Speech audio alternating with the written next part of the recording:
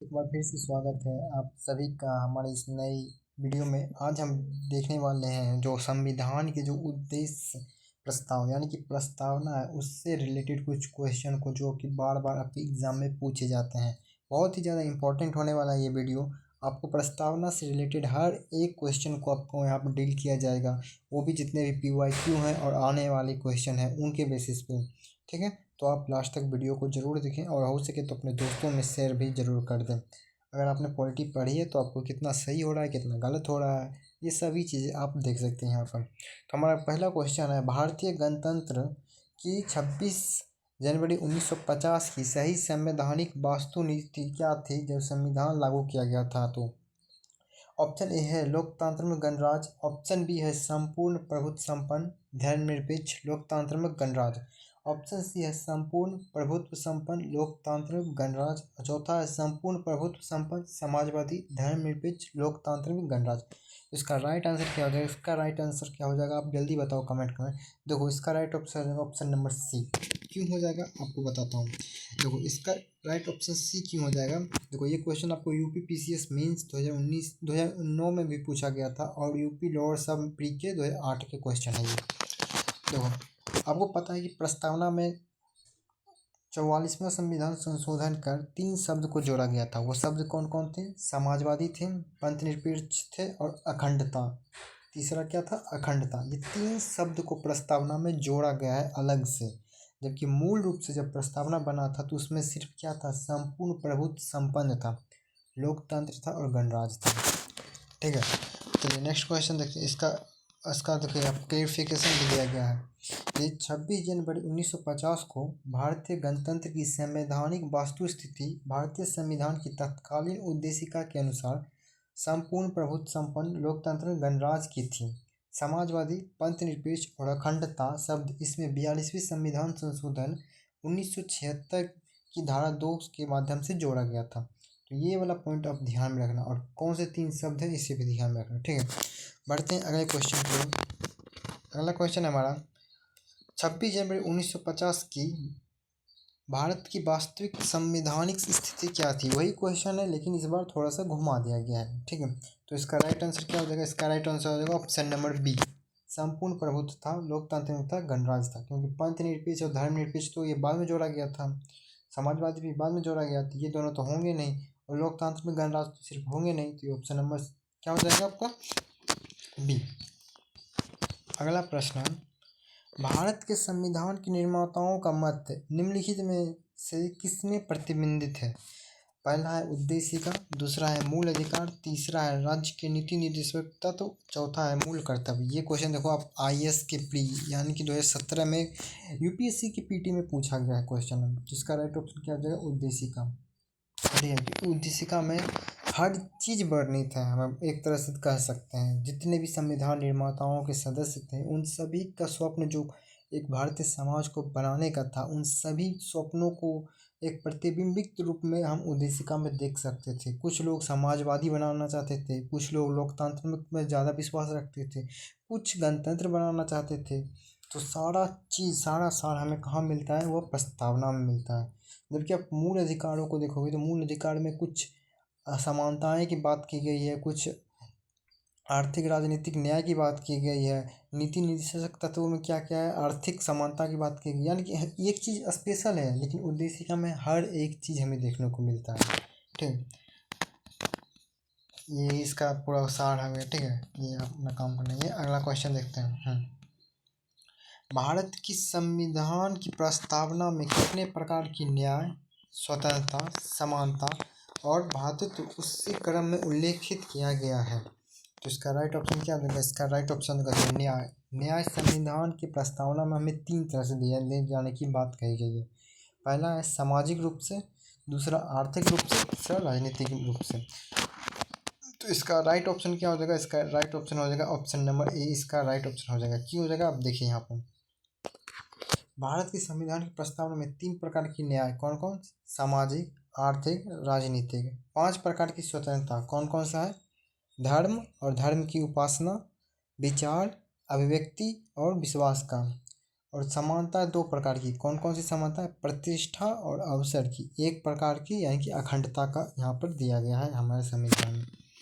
ठीक है, अगला क्वेश्चन है, भारतीय संविधान की प्रस्तावना के सिलसिले में निम्नलिखित में कौन सा क्रम सही है? तो इसका राइट ऑप्शन क्या हो जाएगा? ये देखिए, आपको 40वां बीपीएससी की प्री में पूछा गया था ये क्वेश्चन। ठीक है, प्रस्तावना के सिलसिले में निम्नलिखित में कौन सा क्रम सही है? इसका सही आंसर क्या हो जाएगा? ऑप्शन नंबर कौन सा हो जाएगा? इसमें कोई नहीं होगा, क्योंकि देखो यहाँ पर जनवादी है, जनवादी कहीं भी हमारे संविधान की प्रस्तावना में नहीं, ये क्वेश्चन ही गलत है। ठीक है, जनवादी जहाँ जहाँ आएगा ये गलत है, ये क्वेश्चन को गलत माना जाता है। ठीक है, अगला क्वेश्चन है, नेक्स्ट क्वेश्चन हमारा, भारतीय संविधान की प्रस्तावना में भारत को किस रूप में घोषित किया गया? भारत को किस रूप में घोषित किया? तो प्रस्तावना क्या है? हम भारत के लोग भारत को एक संपूर्ण प्रभुत्व संपन्न समाजवादी पंथनिरपेक्ष क्या है गणतांत्रिक बनाने का बात कहा गया। तो इसका राइट ऑप्शन क्या हो जाएगा? ऑप्शन नंबर सी, सार्वभौम, मतलब सर्व प्रभुत्व संपन्न, यानी कि हम अपना निर्णय खुद से ले सकते हैं। भारत समाजवादी है, और यह यूरोप के समाजवाद से बिल्कुल अलग है, ये बात आपको पता होना चाहिए। भारतीय समाजवाद पर गांधीवादी और नेहरू जी के कुछ विचारों का क्या है प्रभाव है, लेकिन यूरोपीय समाजवाद क्या कहता है? वो संघर्ष की बात करता है, जबकि भारतीय समाजवाद लोकतंत्र के माध्यम से बात करता है। तीसरा है धर्मनिरपेक्ष और प्रजातांत्रिक, यानी कि लोकतंत्र इसे भी कहते हैं, गणतंत्र होने का। ठीक है, ऑप्शन नंबर सी इसका राइट आंसर हो जाएगा। नेक्स्ट क्वेश्चन पे चलते हैं। नेक्स्ट क्वेश्चन हमारा क्या है? निम्नलिखित शब्दों पर विचार करें। देखिए, इस टाइप का क्वेश्चन अब फेवरेट बन चुका है हर एग्जाम का, चाहे यूपीएससी हो या बीपीएससी हो या किसी भी एग्जाम में। स्टेटमेंट वाइज और एनालाइज वाइज क्वेश्चन को आप अटेम्प्ट करना शुरू कर दीजिए। अब वन लाइनर फैक्ट का जमाना आ चुका है। तो इसका देखो क्या, पहला है समाजवाद, प्रजातांत्रिक, सार्वभौमिक, धर्मनिरपेक्ष। इसका राइट ऑप्शन क्या हो जाएगा? इसका राइट ऑप्शन होना चाहिए सी, मतलब ऑप्शन नंबर ए, सी पहले आना चाहिए। सार्वभौमिक यानी कि सर्वपूर्ण संपन्न होना चाहिए। किसी भी राज्य का सबसे बड़ा लक्षण क्या होता है? कि वह निर्णय लेने की स्वतंत्रता हो अपने आंतरिक और बाह्य मामलों की, और वह क्या हो? समाजवादी भी होना चाहिए, यानी कि सबको समान रूप से देखे। और क्या है? धर्मनिरपेक्ष होना चाहिए। धर्मनिरपेक्ष बोले तो किसी एक धर्म को बढ़ावा ना दे, बल्कि सभी धर्मों से वो समान दूरी पर रहे, सबको माने। ठीक है, और अगला क्या है हमारा? प्रजातांत्रिक होनी चाहिए, यानी कि लोकतांत्रिक व्यवस्था वहाँ पे होनी चाहिए सरकार की। इसलिए ऑप्शन नंबर ए इसका सही हो जाएगा। और ये एग्ज़ाम कौन सा? 48वीं और 52वीं यूपीएससी की प्री में पूछा गया था। अगर आप यूपीएससी की तैयारी करते हो तो इन सब क्वेश्चनों पर ज़्यादा विशेषकर ध्यान दीजिए कीजिए। नेक्स्ट नवा क्वेश्चन है हमारा, भारतीय संविधान की प्रस्तावना में समाजवादी शब्द किस संशोधन के तहत जोड़ा गया? ये मैंने अभी आपको बताया था। कौन सा? यह 42वां संविधान संशोधन कर जोड़ा गया था। कब? 1976 में जोड़ा गया था। ठीक है, 60 और 62वीं बीपीएससी में ये पूछा गया था 2016 में। ठीक है, 10वां क्वेश्चन हमारा, निम्नलिखित में कौन सा 42वें संविधान संशोधन के माध्यम से भारत की संविधान की प्रस्तावना में जोड़ा गया? तो मैंने अभी बताया था ना आपको, कौन सा? समाजवादी, पंथनिरपेक्ष और अखंडता। इसका राइट ऑप्शन क्या हो जाएगा? इसका राइट ऑप्शन हो जाएगा ऑप्शन नंबर सी। ये झारखंड पीसीएस के मेंस में पूछा गया था। नेक्स्ट है, भारतीय संविधान की धर्मनिरपेक्ष व समाजवादी शब्द जोड़ा गया कब? यह 42वां संविधान संशोधन कर जोड़ा गया था 1976 में। ये क्वेश्चन देखिए बार बार पूछा जा रहा है, बहुत ज़्यादा इंपॉर्टेंट क्वेश्चन है। नेक्स्ट है, निम्नलिखित में से कौन भारत को धर्मनिरपेक्ष राज्य वर्णित करता है? ये इसका राइट आंसर क्या हो जाएगा? प्रस्तावना, क्योंकि प्रस्तावना में ही लिखा गया है स्पष्ट रूप से, हम भारत के लोग भारत को एक संपूर्ण प्रभुत्व संपन्न समाजवादी पंथनिरपेक्ष, यानी कि भारत का कोई धर्म नहीं है, भारत के राज्य जो है उनका कोई धर्म नहीं है, किसी धर्म को नहीं मानते, बल्कि सभी से समान दूरी पर है। ठीक है, तो प्रस्तावना में यह वर्णित है। नेक्स्ट क्वेश्चन की ओर चलते हैं। नेक्स्ट क्वेश्चन हमारा क्या है? निम्नलिखित शब्दों में कौन सा शब्द 1975 में भारतीय संविधान की प्रस्तावना में शामिल नहीं था? देखो, ये क्वेश्चन कॉन्सेप्ट वाइज भी है और फैक्ट वाइज भी है। अगर आपको फैक्ट याद है तो आप कॉन्सेप्ट लगा सकते हो, अन्यथा नहीं लगा सकते हो।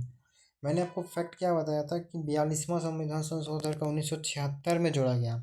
उससे ठीक 1 साल पहले पूछा, यानी 75 में कौन कौन से थे, कौन कौन शामिल नहीं थे, सॉरी शामिल नहीं थे तो कौन नहीं थे, अखंडता शामिल नहीं था। ठीक है। निम्नलिखित शब्दों में से कौन सा 42वें संवैधानिक संशोधन द्वारा प्रस्ताव में जोड़ा गया? तो इसका राइट ऑप्शन क्या हो जाएगा? इसका राइट ऑप्शन बताइए, सही क्रम का चयन करिए। कूट पहला में समाजवाद, दूसरा में ग्राम स्वराज, तीसरा में पंथ निरपेक्ष, चौथा में संपूर्ण प्रभुत्व संपन्न। इसका सही आंसर क्या हो जाएगा, जल्दी बताओ आप लोग। मैंने इतना कर दिया। देखो, समाजवाद जोड़ा गया, एक होगा। ठीक है, एक जहाँ जहाँ पर एक नहीं है इसमें, तो इसको ऑप्शन को कट कर दो, एक तो होगा। ठीक है, ग्राम स्वराज को नहीं जोड़ा गया था, तो 2 वाला नहीं होगा, कट कर दो, यानी कि 1 और 3 इसका राइट आंसर हो जाएगा। देखो, अगला क्वेश्चन है, संविधान की उद्देशिका के संबंध में निम्न कथनों पर विचार करिए और दिए गए कूट की सहायता से बताइए कौन सही है। पहला है, पंडित नेहरू द्वारा प्रस्तुत ऑब्जेक्टिव प्रस्ताव का उद्देशिका बना। सही बात है। आपको पता है कि जवाहरलाल नेहरू ने 13 दिसंबर 1946 को उद्देश्य प्रस्ताव पेश किया था संविधान सभा के समक्ष, जिसे 22 जनवरी 1947 को स्वीकृति दे दी गई थी।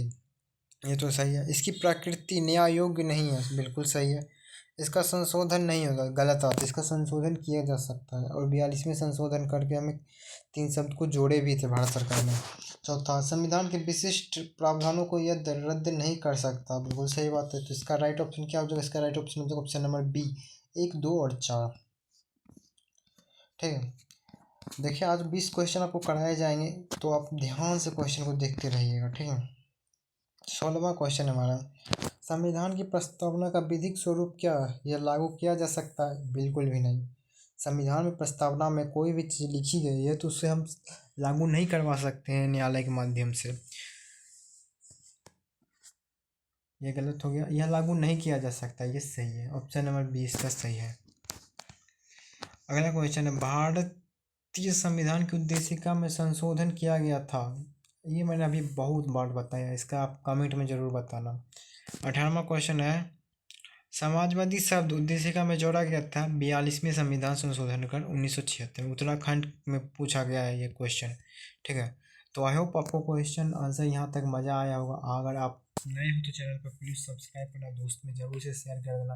मैं इसका सेकंड पार्ट जल्द ही बना के लेके आऊँगा। तब तक मिलते हैं अगले वीडियो में।